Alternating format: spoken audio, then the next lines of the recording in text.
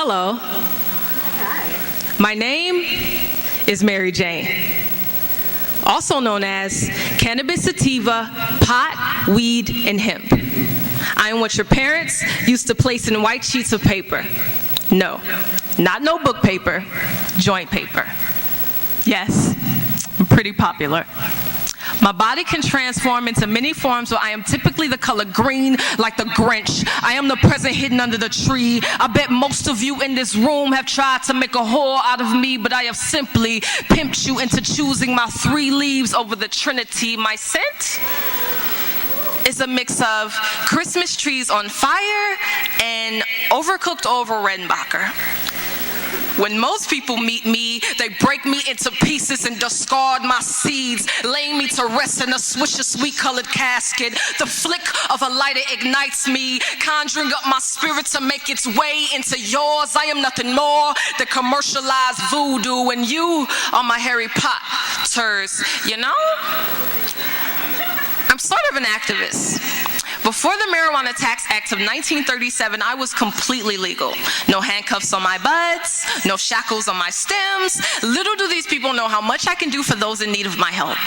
I abolished the pain of HIV and AIDS patients while amplifying the flesh, making every sin you could ever conceive more desirable than the apple dangling like death in the tree in the sight of Eve. Why do you think that every time you take a puff of me, all of a sudden you get greedy like there are hustlers in your stomach? As soon as I stopped smoking Zaza is that it was 100% a counterfeit to the presence of God. When you're in the presence of God, depression can't be there with you. Eventually it's gonna have to fall off. Lust can't be there with you. Eventually it's gonna have to fall off, so on and so forth.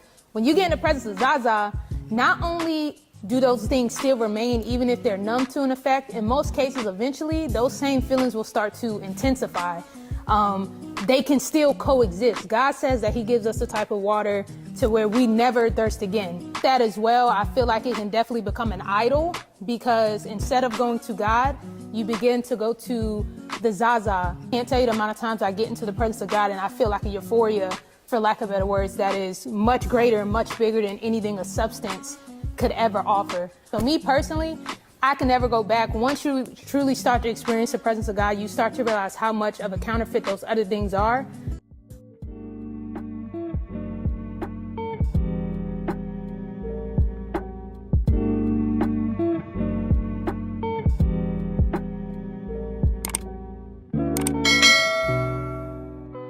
Welcome back to As I Am with Raynette Lee. I'm your host, Raynette Lee. What's going on? Happy Thursday. I'm shooting this on Wednesday, of course, and today I feel extremely blessed. And I just thought that I would come on here and just share a few things with you guys today. And at the beginning of this, I inserted a small clip of the Weed by Jackie Hill Perry, a poetry that I read a long time ago. And so today we are going to have a conversation about yours truly's Mary Jane addiction. Oh man, yes, your girl had one.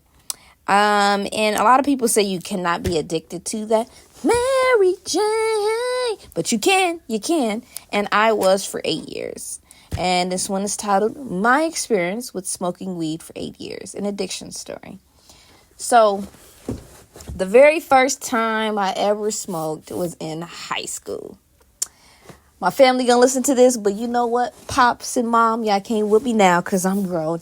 But yes, your girl, first smoked with her cheerleading team. And, you know, it was a very fun experience. It was funny. It was, it started off so innocent, really. You know what I mean? Because everybody talked about Mary Jane growing up. But it was always good things about it. And it almost felt natural to experiment with it, even though none of my mom and my dad, they don't drink, they don't smoke, they don't do anything. And I think I'm one of the few of my 7 siblings who did like experience with it. And when I think about it, I think only 2 of my siblings, maybe 3, have not experimented with it. But yeah, I gained an addiction to it years later. So the second time that I remember smoking, let me think. Because for a while, I really just seen myself too good to smoke. I know they were like, oh my God. But, you got to understand how I grew up. None of my parents drink. None of my parents smoke. So nobody like my immediate family even smokes cigarettes. Like we just don't do it, and we would be looked down upon, and we come from a very strict background. So I have never been like addicted to alcohol or anything like that. But for a while I did feel like I needed alcohol to have fun or whatever. But I want to say when I was about 24 is when I really start smoking. So about 23 years old, I was hanging out with people that smoked a lot, and that's when I like take a couple puffs or whatever, and I would be good. Actually, it was before that. So I would smoke with my friend when I was like 22, I think. And that's the first time when I was 22 is when I got super high. I was so paranoid, and I was like, you know what? I think I'm kind of cool on smoking for a while. So I was for a while, but my friend smoked a lot. And so every time I would be with her, I would smoke or whatever. And it was fun. We would go to the park, swing and everything. And then by the time I started getting about 24 is when I was smoking like every weekend, and I would never like buy it. I would just smoke it with them, and I'd contribute. I would put 5 on it here and there or whatever. Or have someone else buy it and I'd give the rest to them. But I never really had an addiction to it yet. But about 24 is when I started my addiction because my ex-husband was and is still a heavy, what do you call that? Pothead. He a pothead for sure. He has to have it. When he didn't have it when he was married, he'd be extremely angry and just a butthole. And I'd be like, oh my gosh, please go smoke something. You know what I mean? And so when I got with him, officially, I had it every day. And the stress of our relationship is what caused me to feel like I needed to smoke. So you get used to it. It became a routine after that. And it was mostly at night that I would smoke. I really didn't try to smoke in the morning to go to work or anything like that. It's just at night and some other moments about it. But I think I'm not going to say too much about it because I'm not going to lie. I still feel ashamed of some of the times I did smoke. And I'm like, what do you mean? What do you mean? I'm not even going to get into it. One day maybe I'll share it. But anyway, after so that was me and him together for about 2 or 3 years, almost 4, from 2015 all the way until 2019.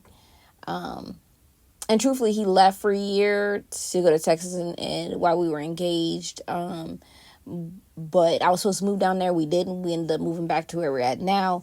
Blah, blah, blah. By 2016, when we got married, that is when I would say officially I was addicted to Mary Jane. And so because smoking all the time, you know what I mean? And then I would really, for real, feel like I needed to smoke to go to sleep. And that's what addiction is. When you feel like you need something, that is addiction, And so from 2016 to 2019, in 2019, I told myself that I was going to quit because I was trying to become one with God and do better. In 2019, that went out the window. So in March of 2019, I quit. By August of 2019, I was smoking again because I started hanging around with the same homegirl. We weren't really hanging around like that. I just went to a couple of her events. So I ended up, smoking or whatever. And then I hit up my other cousin who, they all still smoke, you know what I'm saying? And I hit up my other cousin, and then we start like being smoking partners. And that was great until later on, but until it wasn't. And then from there, I started hanging out with people that I stopped hanging out with before. The same people prior that I had, that I was smoking with every weekend.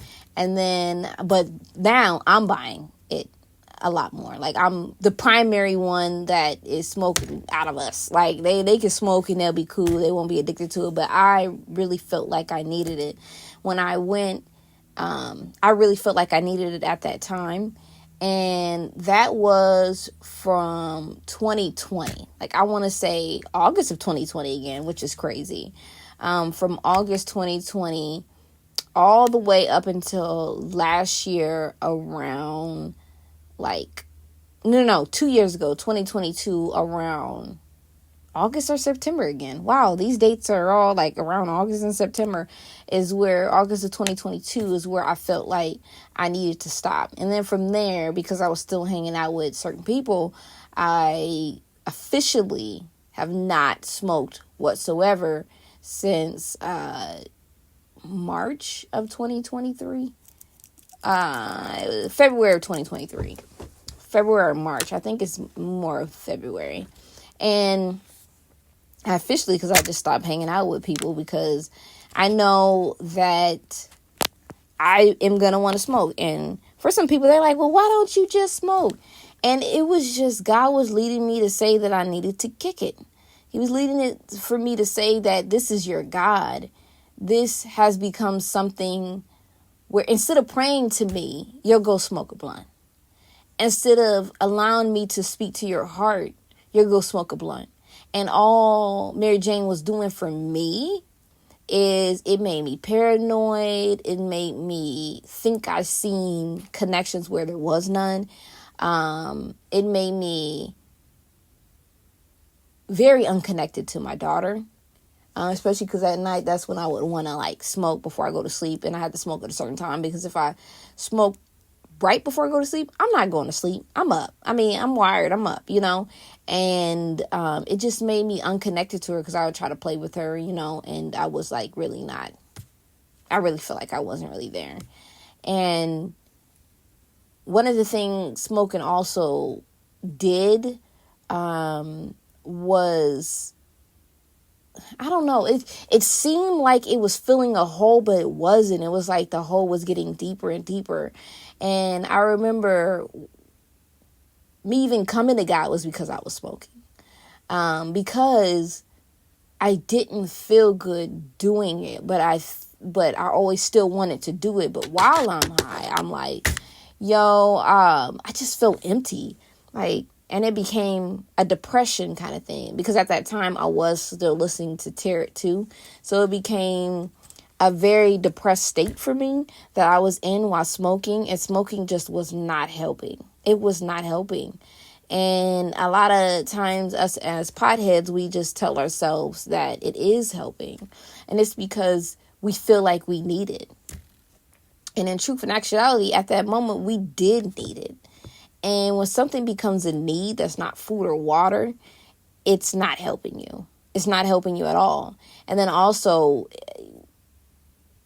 I know that if I was in a relationship, I would probably just use weed to replace solving a conflict. Because a lot of potheads, what they don't realize is that they're like, oh, just smoke and let it go. But some stuff, you need to talk about it. And so you're sitting here like, oh, it's all good. I'm just going to smoke this blunt. But you need to talk about certain situations. And it's just going to keep building and building and building and building until you explode. Until the substance doesn't even help you anymore. And that's one of the reasons why I stopped. There's just so many reasons that God showed me. And I'm not going front like I don't want to smoke sometimes when I get upset. I do. But instead, now I have to find healthier ways to deal with my traumas, to deal with things.